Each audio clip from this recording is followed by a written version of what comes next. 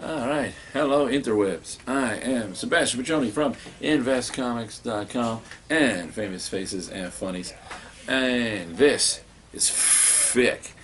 I got a stack for a light week. I always end up with a giant stack. It's the crazies. Alright, first book I'm literally going to talk about, not review, because I didn't really read it. The Sandman Overture, but I felt I had to mention it because it's the freaking Sandman back in comics. I enjoyed the first run. I didn't read this, mostly because I had all of this stack to read last night. If you've never read a Sandman comic, let me tell you about a Sandman comic. They got words. So many words. And I knew that reading this and being able to understand it so good was going to take the same amount of time it would take to read half of this. So I didn't read it in time for the review. But it's the Sandman, so really I don't need to review it. I just need to tell you it's the Sandman. If you haven't read any Sandman, I did read part of it today, and I will tell you, if you've never read Sandman before, well, you can just jump on with this. I would really recommend reading the older stuff first before jumping into this.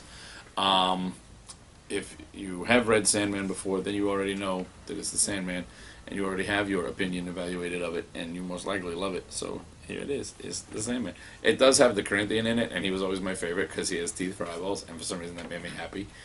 And he's called the Corinthian. I don't know. For some reason that character always made me happy. I don't know why. All right. Look at this. We got Skyward #4. I got the variant cover. I didn't know.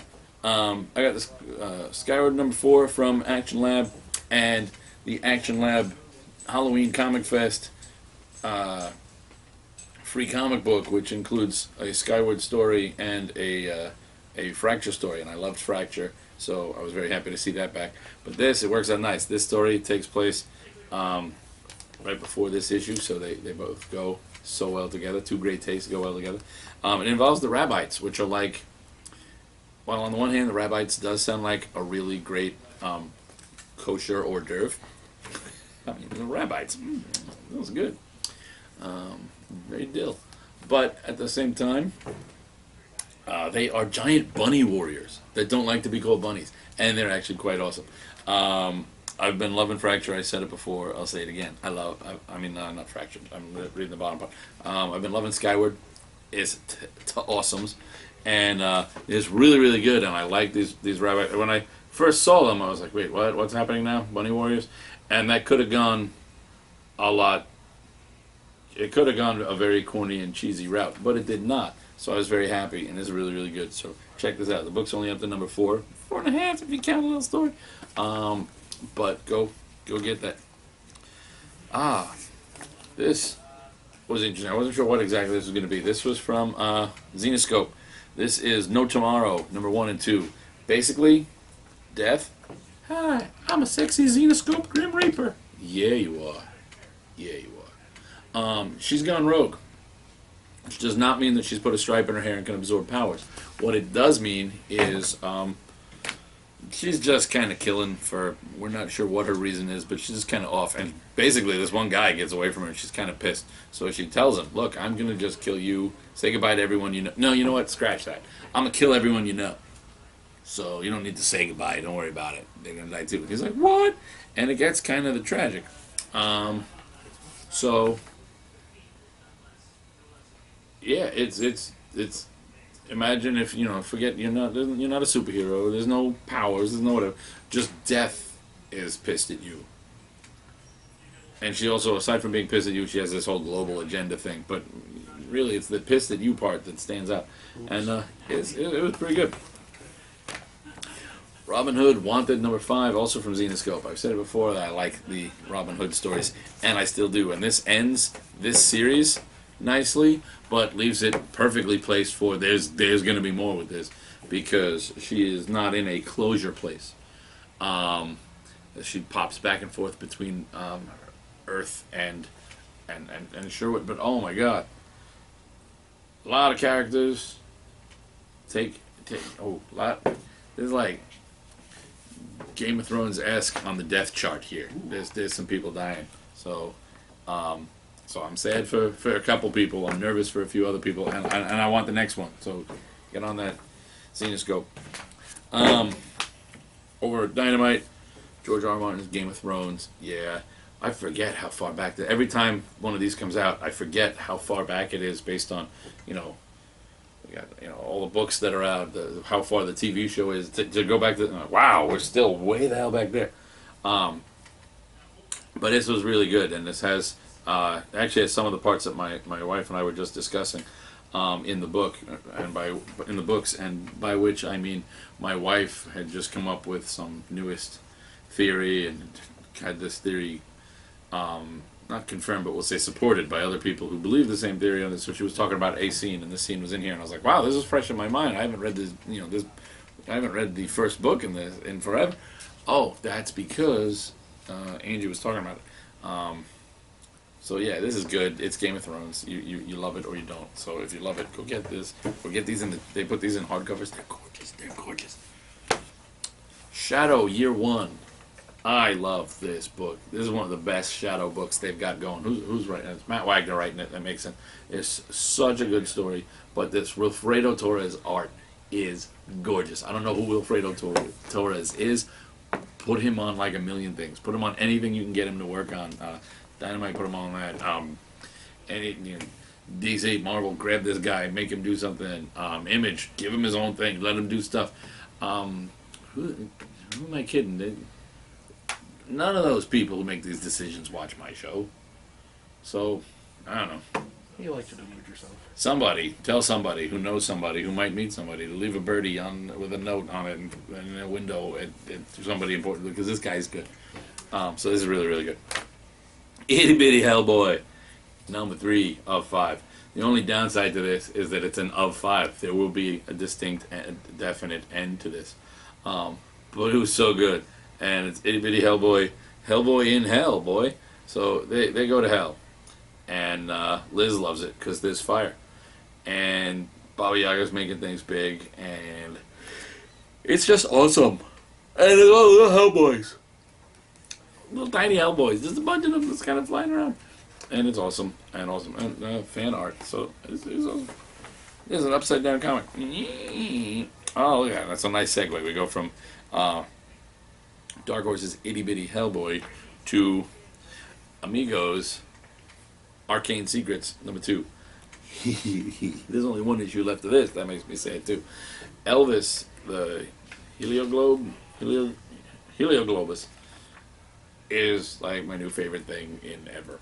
This little, constantly exasperated, friendly mini Cthulhu is like the greatest thing in the world.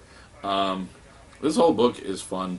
Some of it is a little, the beginning of this issue, some of the, dialogue was a little, it just seemed a little stilted, but overall it's great, and it gets better as it goes on. And art-wise, it kind of makes me think if this makes any sense. The different, all the like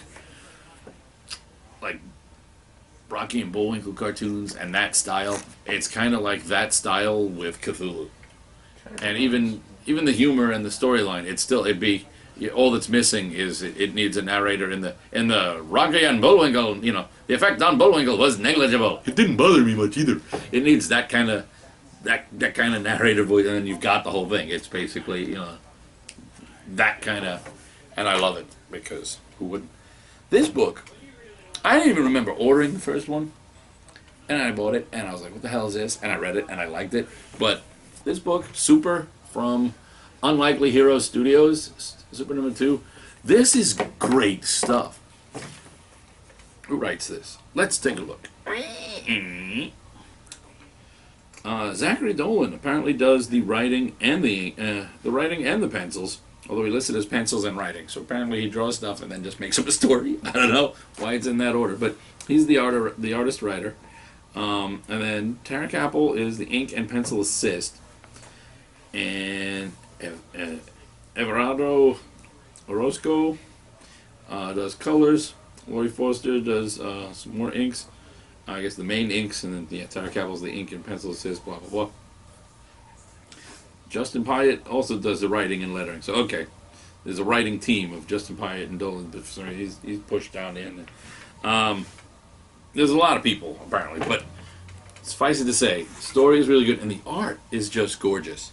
And there's a scene in here where the scientist of the team, what's his name, Professor Archer, is winning an award. But all the scientists that are in there, that's all like doctors, and oh my God, they've got like every Doctor Who is there. Professor Dr. Quest, as in Johnny Quest, he's there explaining. Yeah, he's there talking to the boys. There's like every sci-fi robot you could ever imagine is there in the background. Dr. Forrester. No TV's Frank, but Dr. Forrester is there, and so are Servo and Gypsy. There's just so many things, and the art is so good that you can, once you see the picture, you know right away who everybody's supposed to be. Dr. Clayton Forrester. That just makes me so happy. So good. I think one of my new favorite characters is the Furious Fire Ant, although we all know, between my own character, the Bug, and my having grown up on Spider-Man and segueing lovely into the Ted Kord Blue Beetle, I have a catastrophic irrational attraction to insect superheroes. And if you've ever played the Mayfair games, superhero games, especially the DC Comics one that they used to put out, then you understand the phrase catastrophic irrational attraction, because that was a thing you could use to get more points to make your character. However, my own inner dork references aside, this book is just fantastic. I can't explain it enough. You need to read this. When a trade comes out, get this. There's only up to issue number 2.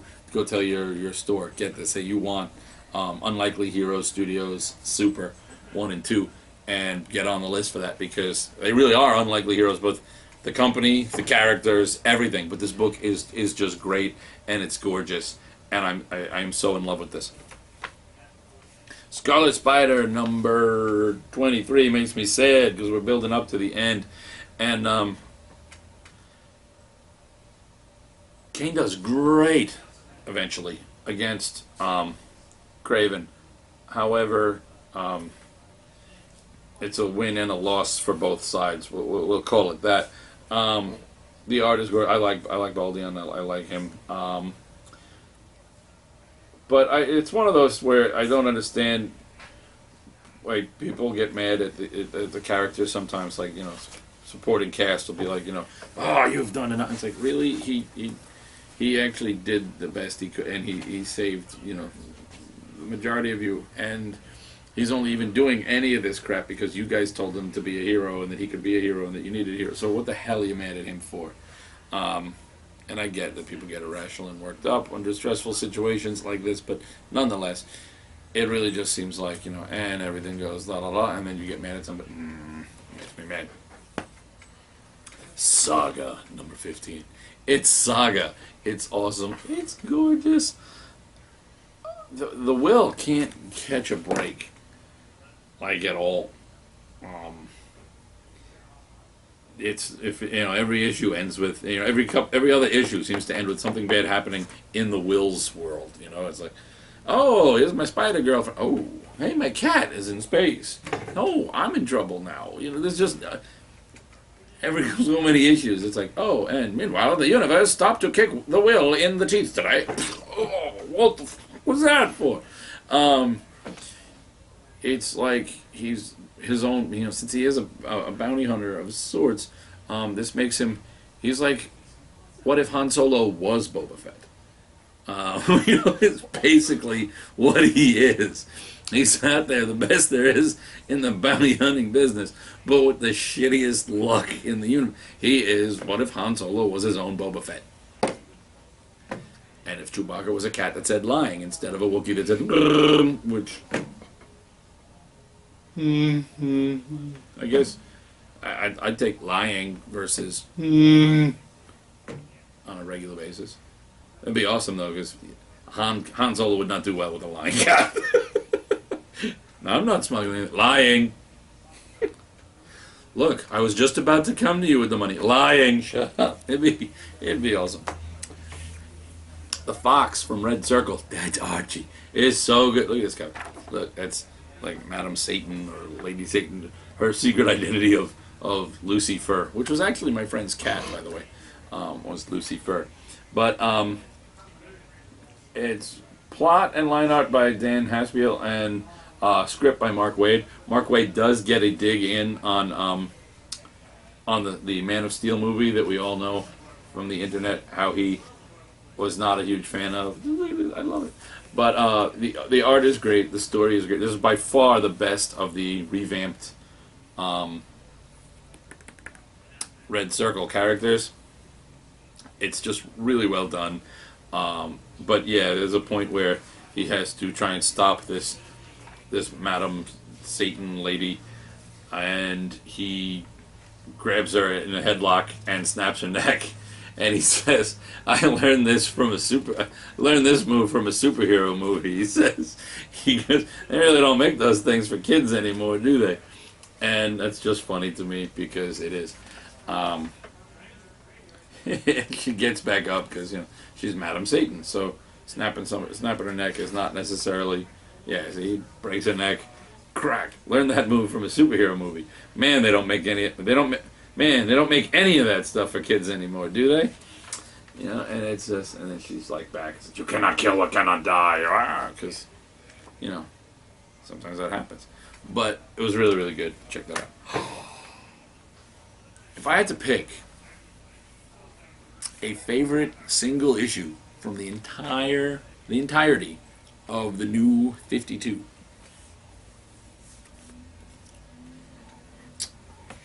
it would be Swamp Thing Annual #2 by Charles Soule and Javier Pina. Pina. I don't know. So good. So good. So awesome. Don't hurt yourself. It's like DC continuity with vertigo level thoughts and characters, and it ties everything. Remember before the New 52? When all was right with the universe. But anyway, remember before this? And they brought back Swamp Thing in Brightest Day, and then he had his own little mini thing and whatever. But they talked about how he would now have the memories of the Swamp Thing before him because the Swamp Thing before him was a plant that thought it was Alec Holland. It was told it was Alec Holland. But now they've brought back the actual Alec Holland and made him the Swamp Thing. Okay? But along the way, he gets to talk to the other avatars of the Green. And they bring him to, they're like, okay, on his training, because he has to go fight the Cedar, who used to be known as the Pharaonic Man. So he's training to be able to keep his own job. And one of the Parliament of Trees that supports him brings him into the Green to show him, to get him trained from some previous avatars, including, we're going to go talk to the best one. This is the greatest, the most powerful. Those are the avatar who held the rank the longest. This is the best avatar we ever had. And yes, it's original Swamp Thing. He Swamp Thing meets Swamp Thing. So that's all there. That's all in one simple, little, non-convoluted, non-complicated way. That entire run, the Alan Moore, the Veitch, all of that stuff is back in continuity, and but without being in a heavy way where you don't have to read. I didn't read all of that. I read a lot of that. I read a lot of that stuff, but I didn't read all of it. But just in this simple nod that you don't need to know any of it to read this. But if you are a fan of this, boom, that tapestry is back. That connection is there, and that just made me very, very happy. But the story itself is really, really good. It's just a psychological study of Alec Holland, who he is, and who he thinks he is, who he should be, who he thinks he should be, and who he wants to be, who others expect him to be. It's really, really well done. And it sounds like a lot of psychology, but there's a full-on story. There's a bunch of actual, you get fight. It's a regular comic book, but it's like, it's like an onion. There are layers to this, and it's so good. John Rhys Meyers is looking at me all creepy like, make me uncomfortable. Don't look at me like that, John Rhys Meyers. Show's pretty good. You're like all Dracula, and I don't know. I think somehow as Dracula, you're a little less creepy, dirty than when you were in the Tudors. Just saying. Don't look at me like that. He's looking at me like that. It's totally.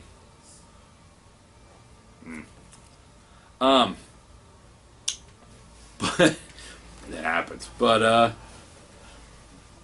it's so good, and it's so gorgeous, and it's so well written, and it's just this book.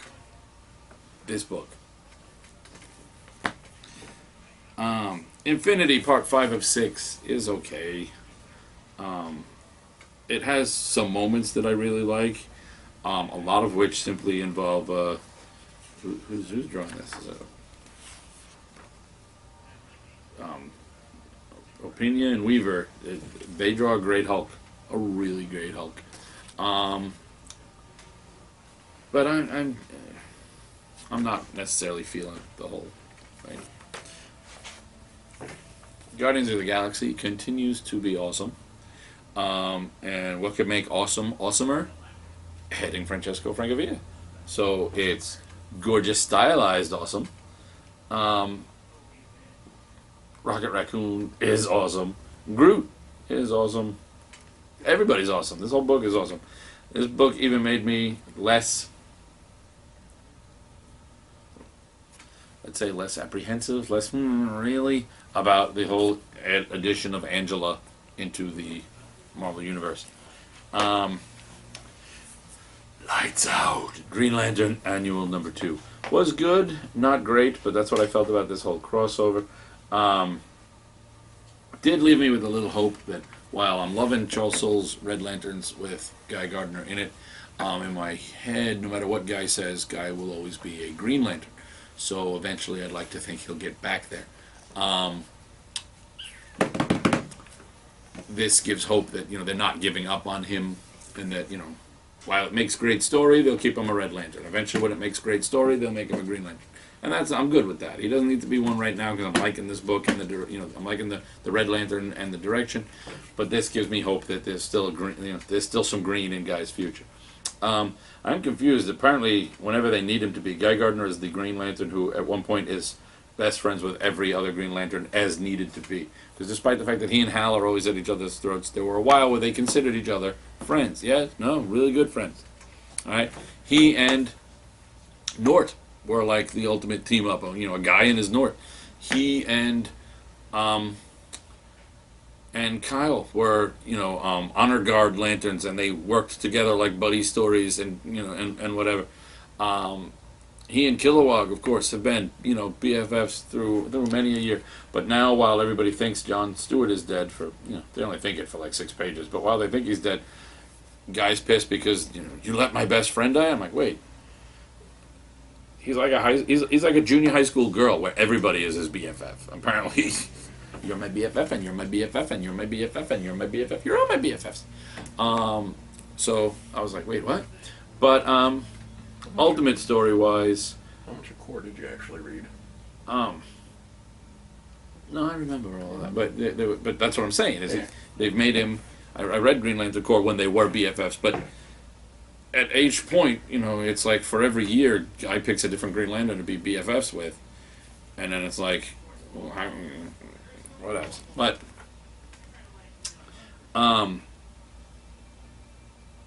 this gives a permanent resolution to the story as it was, and I don't know. It was good and it was okay, but at the same time, it seemed like it spent a lot of time undoing things, like the concept of the entities and how the batteries work, and it just made it seem like, oh, okay, everybody was so worried about these things breaking and those things not being, but apparently it's okay, it's fine.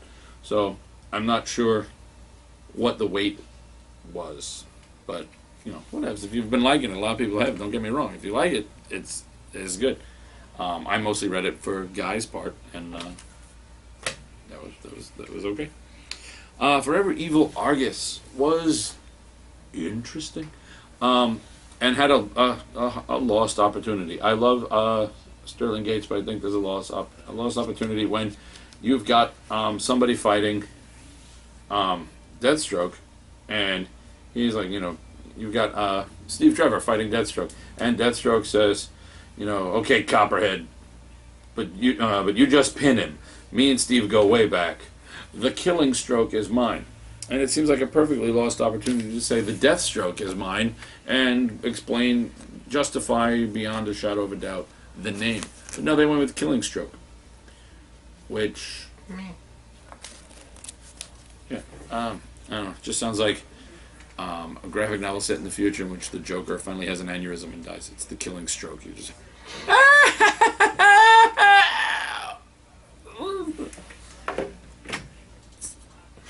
could happen. Brian Bolland could draw some great, you know, that uneven face thing. Two-Face, like, that's my shtick. And he'd be like, I don't know. That's what I think of when I hear Killing Stroke. But yeah, this was good, and this was the most so far. Oh, the art in this is gorgeous. Who drew this one too? This is Pina's in here too. Okay, there's a bunch of different people, but yeah, I recognize certain art styles as I go around through, and but is good, and it was one of the more interesting. I think I like this one and the Rogues one. It was the third one that I didn't like. What was that one? Arkham Break. The Arkham thing I didn't care about, but this and the Rogues one have been really good. Action Comics Annual number 2. Just put it down and move on. Blood from my nose and it. Move on. Just move on.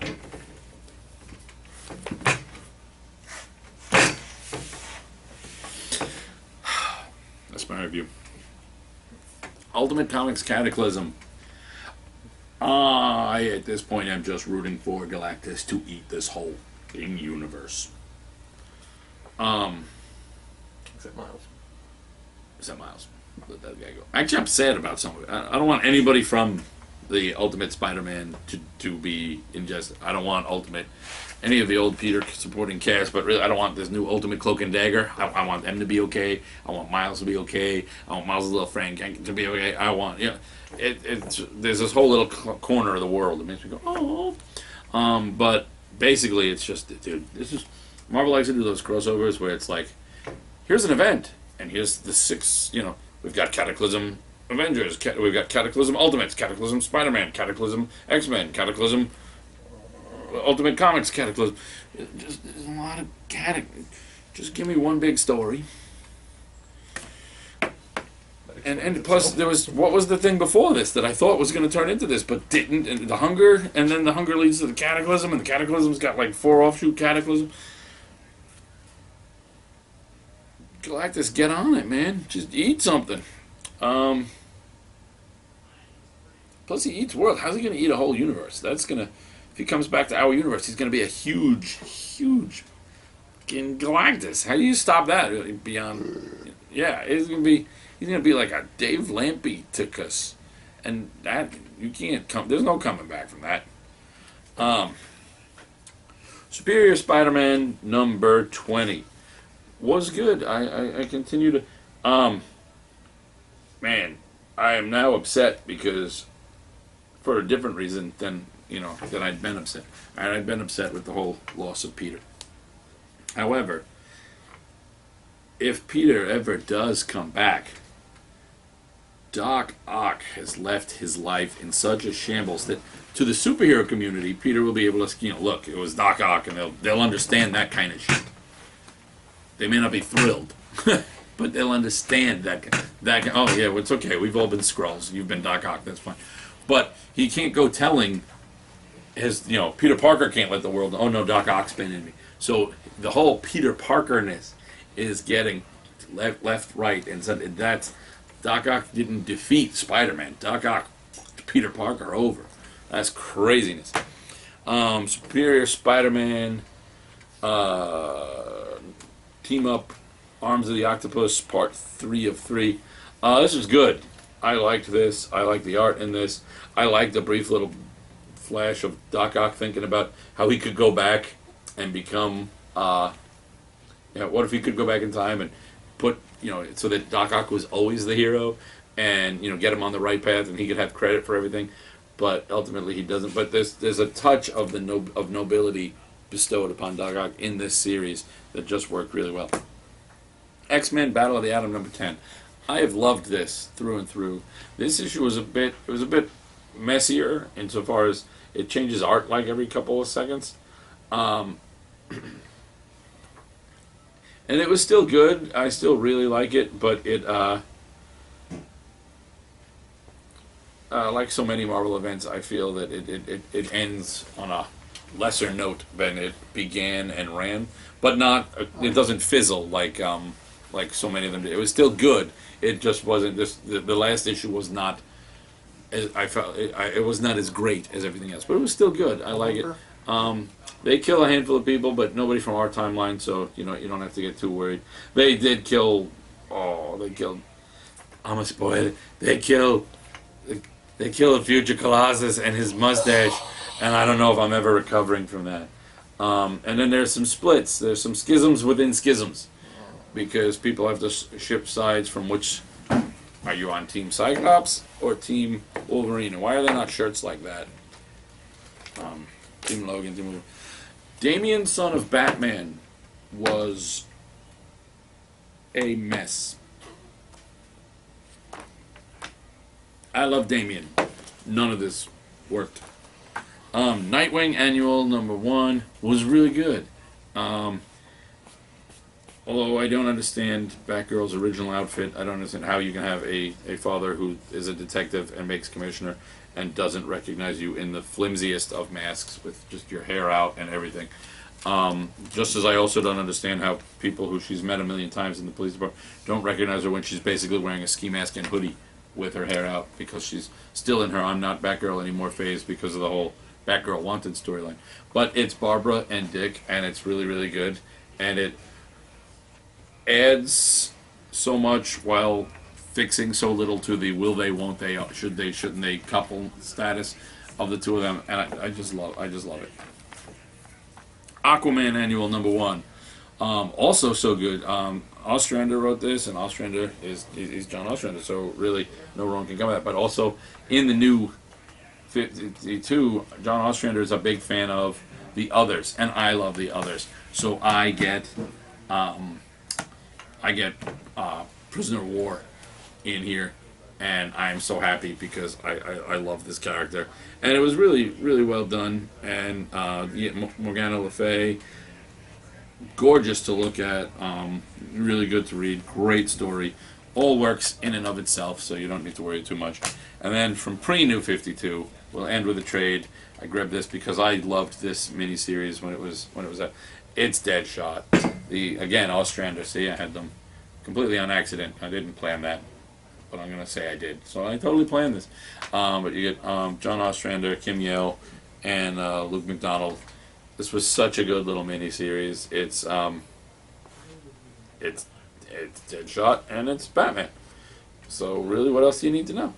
You don't. And it's awesome. And it's only $14.99 for one of my favorites. This was from the Deadshot Beginnings miniseries. So good. So I had a poster of this. It was a promo. Came from the comic store I used to shop at when I was a kid. So good. So damn good. But alright. That's it. I will talk to you next week, interwebs.